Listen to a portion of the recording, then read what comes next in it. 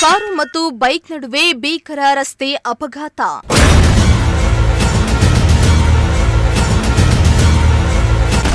ಡಿಕ್ಕಿ ಹೊಡೆದ ರಭಸಕ್ಕೆ ಬೈಕ್ ಸವಾರ ಸ್ಥಳದಲ್ಲೇ ಸಾವು.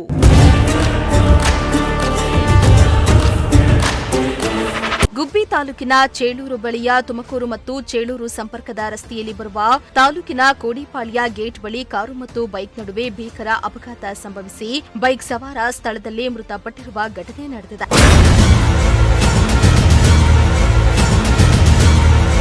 ಇನ್ನು ದಾಬಸ್ಪೇಟೆ ಬಳಿಯ ತ್ಯಾಮಗುಂಡ್ಲು ಗ್ರಾಮದ ವಾಸಿಂ ಪಾಷಾ ಸುಮಾರು 25 ವರ್ಷದ ವ್ಯಕ್ತಿ ಅಪಘಾತಕ್ಕೀಡಾಗಿ ಮೃತಪಟ್ಟ ದುರ್ದೈವಿಯಾಗಿದ್ದಾರೆ.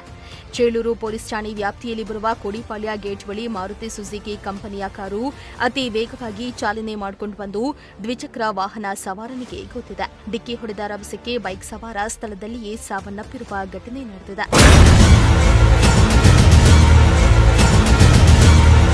ಇನ್ನು ತುಮಕೂರು ಕಡೆಯಿಂದ ಚೇಳೂರು ಕಡೆಗೆ ಬರ್ತಾ ಇದ್ದ KA06MA5955 ನಂಬರಿನ ಮಾರುತಿ ಸುಜುಕಿ ಕಾರ್ ದ್ವಿಚಕ್ರ ವಾಹನಕ್ಕೆ ಡಿಕ್ಕಿ ಹೊಡೆದ ಪರಿಣಾಮ ಓರ್ವ ವ್ಯಕ್ತಿ ಸಾವನ್ನಪ್ಪಿದ್ದು, ಚೇಳೂರು ಪೊಲೀಸರು ಸ್ಥಳಕ್ಕೆ ಧಾವಿಸಿ ಪ್ರಕರಣವನ್ನ ದಾಖಲಿಸಿಕೊಂಡು ಮುಂದಿನ ಕ್ರಮವನ್ನ ಕೈಗೊಂಡಿದ್ದಾರೆ. ದೇವರಾಜು, ಪ್ರಜಾಶಕ್ತಿ ಟಿವಿ, ಗುಬ್ಬಿ.